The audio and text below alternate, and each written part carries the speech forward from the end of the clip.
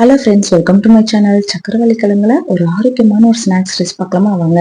So 5-6 சக்கரவள்ளி கிழங்கு பாதி பாதியாக கட் பண்ணிட்டு கொஞ்சம் கல்லுப்பு போட்டு தண்ணி ஊற்றி 3 விசில் போட்டு எடுத்துக்கோங்க. சூப்பராக கிழங்கு வெந்துடும்.